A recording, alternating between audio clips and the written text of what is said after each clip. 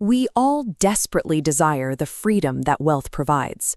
Yet, from a very young age, society trains us to despise the exact mechanism required to attain it.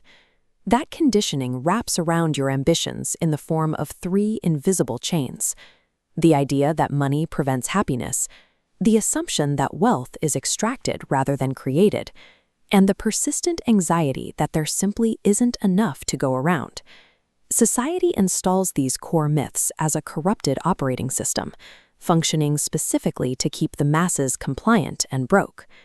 Being born into poverty is a matter of circumstance, but dying in that exact same position is a failure to reject these cultural fictions. True financial liberation cannot happen until these three moral illusions are dragged into the light, put on trial, and systematically destroyed. We begin with Exhibit A, the culturally beloved mantra that money does not make you happy. This is an excuse almost exclusively recited by people who do not have any. This chart breaks down data from a University of Michigan research study analyzing human psychological triggers. If you look at the metric for what causes people the most intense anxiety, it spikes right here at financial insecurity. But look at the corresponding metric for what generates the highest reported happiness, and it hits the exact same peak on the exact same variable, money. The biology behind this is precise.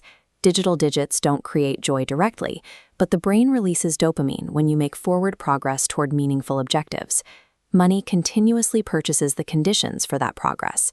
Even the best free things in life, undivided time with your children, nature, or health, requires someone to fund the overhead. Experiencing those moments without the weight of debt requires financial autonomy. The verdict on Exhibit A is clear. Poverty guarantees a baseline of stress and limitation, while wealth purchases the ultimate vehicle to pursue joy unhindered. Exhibit B addresses the assumption that wealth is a finite pie, that the rich get richer strictly by extracting resources from the poor. This visualization illustrates how capital actually moves. Money does not distribute equally. It transfers continuously from those who prioritize expenditure, labeled here as consumers, to those who prioritize receipt. Wealthy individuals do not hoard this capital. As you can see, the currency funnels directly into the producers.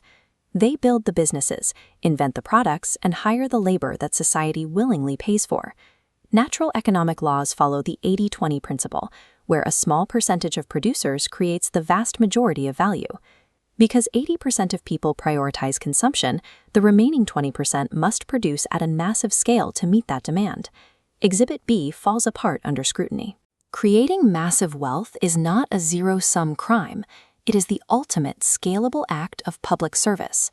Finally, we call Exhibit C to the stand, the deeply internalized anxiety that there is a shortage of money in the world.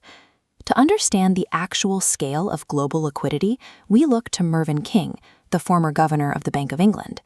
This map tracks the raw volume of that capital. The base global economy holds around 80 trillion pounds.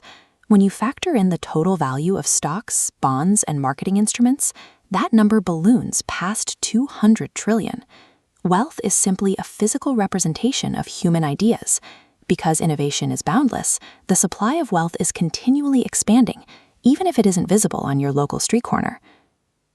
The final verdict stands. Scarcity is a geographic and psychological illusion. You are swimming in an infinite ocean of capital. The evidence is irrefutable. It is time to let go of the subconscious guilt you have carried about your own ambition. You must also erase the instinct to judge those who have already achieved it.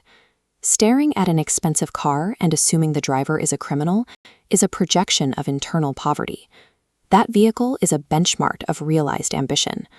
Following the logic of our previous exhibits, you cannot produce for others or fund a community if you are barely surviving yourself. You are ineffective at helping the poor or supporting a cause if you remain broke alongside them. The only ethical path forward is to perfectly balance your own self-interest with a massive, scalable delivery of value to others. The cultural chains have been severed. The global vault is wide open. Step out of the jury box, stop consuming, and start producing.